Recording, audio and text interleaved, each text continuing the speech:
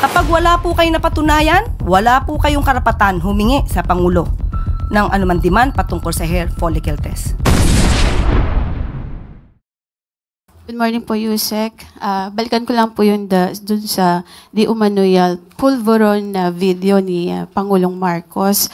Sabi niyo po kanina ay naimbestigahan na yan, pero biglang iimbestigahan pa ng DOJ at NBI.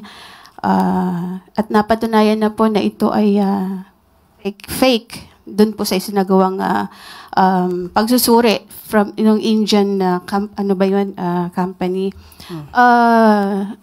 Wala po bang plano ang Malacanang, especially ang Pangulong Marcos, na magpa-hair follicle test na siyang hinihingi po para matuldukan na itong issue po ng di umano'y paggamit ng ipinagbabawal na gamot ng ating Pangulo?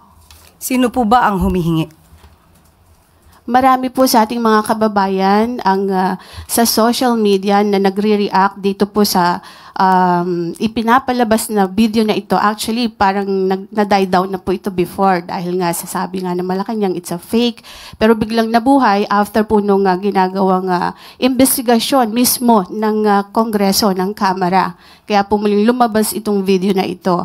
And sabi nga po nung vlogger na si Miss Pebbles Cunanan ay si Attorney Harry Roque, yung mastermind nitong video. Pero inamin naman ni Miss Maharlika, yung another vlogger, na parang siya yung nagbigay lang kay Attorney Roque. Kaya ang tanong ko po, sabi niya sa social media hinihingi. Sino po in particular ang masasabi niyo sa akin na humihingi ng ganitong klaseng pag-test? Ang atin pong mga kababayan Sino na po in particular? Napanood niyo po? Sigurong, ikaw na po ba? Sige po. Kayo po ang humihingi? Okay. Kaya po masabi lang ninyo na mayroong humihingi. Pero marami po sa social media kung kayo ay nagbabasa po sa SOCMED, Madam Yusek. So, isa ka nga sa humihingi. Kasi po gusto niyo... Tanong ko nga, isa ka ba? Kasi we have to be specific on this. Isa ka ba sa humihingi? Ang mga kababayan po natin... So, isa ka sa humihingi?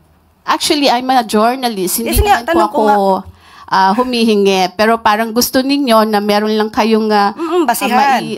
Basihan. Sino nga po? Kasi sabi niyo po kanina, ay napanood yun niya yata sa social media. Madam Yusek, syempre kami po ay mga Pilipino rin. As a journalist, gusto po namin na hindi fake news. Yun pong aming ibabalita sa taong bayan. Okay, so humihingi po si Attorney Vic Rodriguez, di ba matagal na rin naman niyang hinihiling niyang hair follicle test. Okay, tanong po natin. Ano po ba ang basihan para sa paghingi at i-demand sa Pangulo ang isang hair follicle test? Ito po ba'y may pagbibintang na siya ay di umanong gumagamit ng illegal na droga?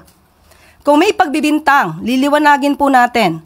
Kung may pagbibintang sa Pangulo, yung nagbibintang ang dapat na magpatunay kung may ginagamit man o wala. Hindi po pwedeng gumawa ng kwento, walang basihan, isang guni-guni para masira ang Pangulo, at walang basihan. Kahit saan po na kaso, kung sino yung nagbibintang, siya ang magbigay ng pruweba. Hindi nyo pwedeng sabihin na ito, gumagamit ka, patunayan mong hindi. Hindi po yon ang tamang logic. Kayo po na nagbibintang, kayong humihingi at nagdidiman sa Pangulo, kayo muna ang magpatunay na mayroon siyang ginagawang mali. Kapag wala po kayong napatunayan, wala po kayong karapatan humingi sa Pangulo ng anuman demand patungkol sa hair follicle test. Gandang umaga po. Ma'am, during the TRICOM sa Congress, na-mention yung pangalan ni former presidential spokesperson, Attorney Harry Roque, na nasa likod daw ng pagpapakalat ng pulveron video na allegedly ay si President Marcos. Nakarating na po ba to kay PBBM? Ano po yung naging reaction niya dito? Na isa si Attorney Roque daw. Na siya daw yung nagpakalat. Nagpakalat. Hindi na to, bago. At buti na lamang may isang tao na dati nilang kaalyado na sinabi na si Atty. Harry Roque ang nagpakalat. Even before, nakita natin ito sa kanilang rally sa Vancouver, Canada. Siya mismo, si Atty. Harry Roque, ang nag-utos pa sa ibang mga kaalyado nila na ipakalat. At sinabi pa nga niya, sigurado siya na ang Pangulo daw ang nasa video. Kung inyo marirecall ang kanyang mga sinabi doon sa Vancouver, Canada, o sa kanyang, yung kanyang mga sinabi nung sila ay nasa panahon ng balak na ipakalat itong video na ito. At sa mga previous statements din niya, sa mga interview, sinabi niya nga na ang naging daan dito para sa video na ito ay ang kasamahan niyang si Maharlika. Pinasalamatan niya to na it was made possible by Maharlika, this video. So, hindi na po bago ito sa pananaw ng taong bayan kung sino ba talaga ang naging utak o ang nagpakalat ng fake pulveron video na ito.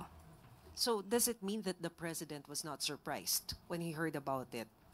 Dahil ito naman po ay inimbestigahan na rin po, natatandaan po natin na inimbestigahan po ito, in-evaluate din po ito ng PNP at ng NBI at nagkaroon na rin po ng fact check at nagsagawa po ng panibagong pag-iimbestiga kung ito ay tunay o hindi, pero napatunayang manipulated ang sinabing video at may face swap.